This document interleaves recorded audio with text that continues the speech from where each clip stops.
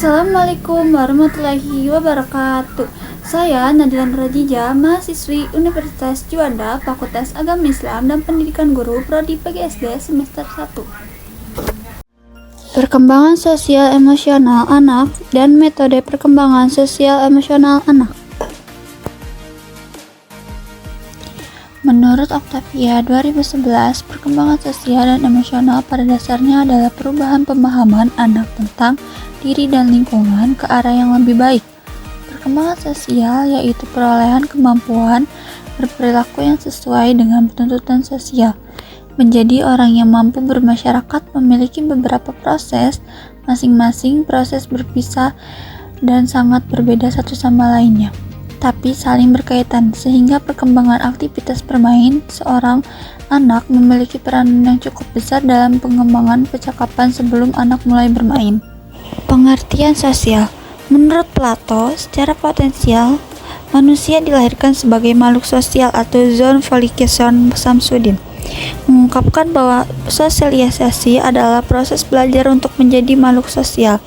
Sedangkan menurut Lore, sosialisasi merupakan suatu proses di mana individu, terutama anak, melatih kepekaan dirinya terhadap rangsangan-rangsangan sosial, terutama tekanan-tekanan dan tuntutan kehidupan atau kelompoknya, serta belajar bergaul dengan bertingkah laku seperti orang lain di dalam lingkungan sosialnya. Horlock mengutarakan bahwa perkembangan sosial merupakan perolehan kemampuan berperilaku yang sesuai dengan tuntutan sosial. Sosialisasi adalah kemampuan bertingkah laku sesuai dengan norma, nilai, atau harapan sosial. Perkembangan sosial dan emosional anak merupakan proses penting yang terjadi seiring bertumbuhnya mereka, melibatkan kemampuan anak untuk mengenali dan mengelola emosi, memahami perasaan orang lain, serta berinteraksi dengan lingkungan sosial. Proses ini dipengaruhi oleh berbagai faktor, termasuk pengalaman keluarga, lingkungan, interaksi, dan orang-orang di sekitarnya. Perkembangan sosial emosional bertujuan agar anak memiliki kepercayaan diri, kemampuan bersosialisasi, dan kemampuan mengendalikan emosi. Menurut Musgati 2017, optimalisasi perkembangan sosial emosional ini ditentukan oleh kualitas kerjasama antara orang tua, guru, dan lingkungan.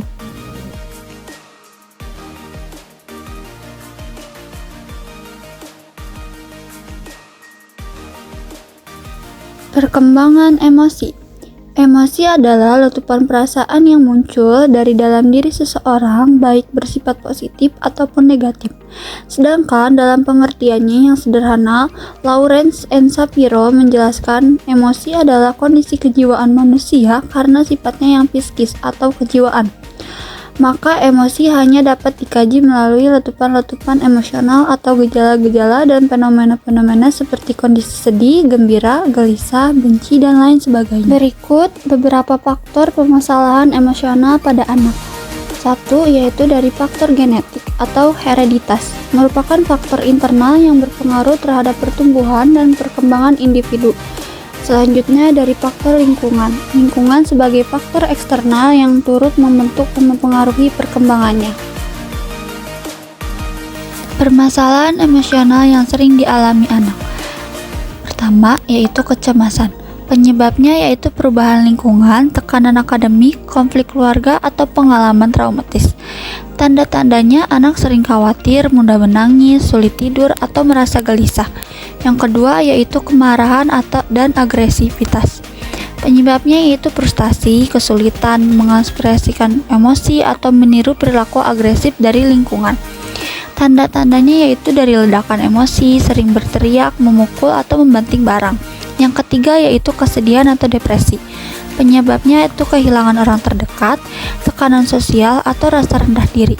Tanda-tandanya yaitu anak tampak murung, kehilangan minat bermain, kurang energi, atau merasa tidak berharga. Yang keempat yaitu ketakutan atau fobia. Penyebabnya yaitu pengalaman traumatis, imajinasi yang berlebihan, atau meniru ketakutan orang lain.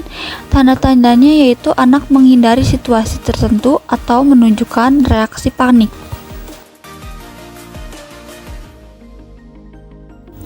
Lalu, cara mengatasi permasalahan emosional yang sering dialami oleh anak yaitu beri anak rasa aman dan dukungan emosional, dengarkan dan bicara apa yang mereka rasakan, ajarkan teknik relaksasi seperti pernapasan dalam. Dan yang terakhir yaitu permasalahan sosial pada anak. Yang pertama ada bullying, intimidasi fisik, verbal atau online oleh teman sebaya. Lalu kesulitan beradaptasi, sulit menyesuaikan diri di lingkungan baru seperti sekolah. Ketiga yaitu ada kekerasan dalam rumah tangga, anak menjadi korban atau saksi kekerasan. Yang keempat yaitu egosentrisme, seseorang dikatakan egosentrisme apabila lebih peduli terhadap dirinya sendiri. Selanjutnya ada pola asuh yang tidak sehat mempengaruhi emosional anak.